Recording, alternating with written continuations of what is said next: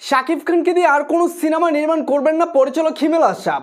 কারণ হিমেল আশরাফ চেয়েছিল যে তার রাজকুমার সিনেমা দিয়ে প্রিয়তমা সিনেমার রেকর্ড ভেঙে দিতে, এবং তিনি কিন্তু বেশ কয়েকটি ইন্টারভিউর মাধ্যমে বলেছিলেন যে রাজকুমার সিনেমাটি এমনই একটা সিনেমা যেটি প্রিয়তমা সিনেমার রেকর্ড ভেঙে দেবে।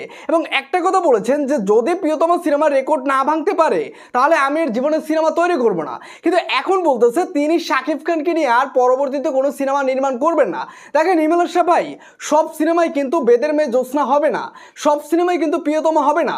শাকিব খান এই সিনেমায় যথেষ্ট ডেডিকেশন দিয়ে তিনি কাজ করছে, কিন্তু আপনি শাকিব খানের প্রতি এতটাই অখুশি যে আপনি আপনার কভার পিকচার অফিসিয়াল ফেসবুক পেজের শাকিব খানের সাথে যেটা দেওয়া ছিল সেটা আপনি চেঞ্জ করে আপনার নিজের একার ছবি দিয়েছেন। কারণ শাকিব খানের সাথে এখন আপনার সম্পর্কটা একটু অন্য লেভেলে চলে যাচ্ছে। কিন্তু এখানে শাকিব খানের দোষটা কথা বলবেন, আপনি যে ঘোষণাটা দিলেন যে আপনি আগামীতে শাকিব খানকে নিয়ে কোনো সিনেমা নির্মাণ করবেন না, এই সিনেমায় শাকিব খানের কি কোনো জায়গায় কমতি ছিল? কমতি ছিল কোন জায়গায়? কারণ দর্শকরা এই যে রাজকুমার সিনেমায় কিছু কিছু জিনিস নিয়ে তাদের কিছু প্রশ্ন ছিল যে এই সিনেমায় মাহিয়া মাহিকে শাকিব খানের মায়ের চরিত্রে না নিয়ে অন্য কোনো অভিনেত্রীকে নিলে এই সিনেমাটা আরও ভালো হতো। কারণ মাহিয়া মাহিকে শাকিব খানের মা হিসেবে অনেকে রিয়েলাইট করতে পারেনি।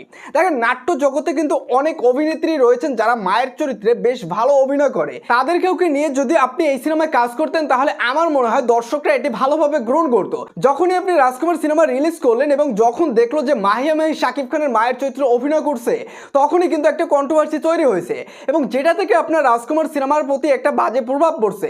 কিন্তু রাজকুমার সিনেমা কিন্তু আপনার সুপার ডুপার হিট, হয়তোবা প্রিয়তমা সিনেমার মতো এই সিনেমাটি সুপার ডুপার হিট হয়নি, কিন্তু শাকিব খানের এই সিনেমায় তার অভিনয়ের দিক থেকে এবং এই সিনেমায় যে তার কাজের যে চেষ্টাটা, সর্বোচ্চ চেষ্টা দিয়ে তিনি এই সিনেমায় অভিনয় করছে।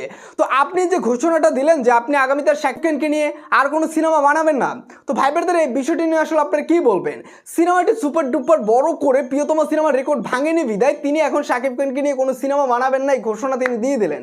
অবশ্যই আপনার মূল্যবান মতামতটি কমেন্ট বক্সে জানিয়ে দেবেন এবং আমার চ্যানেলটিতে নতুন হয়ে থাকলে নিত্য নতুন আপডেটগুলো সবার আগে পাওয়ার জন্য চ্যানেলটি সাবস্ক্রাইব করে রাখবেন।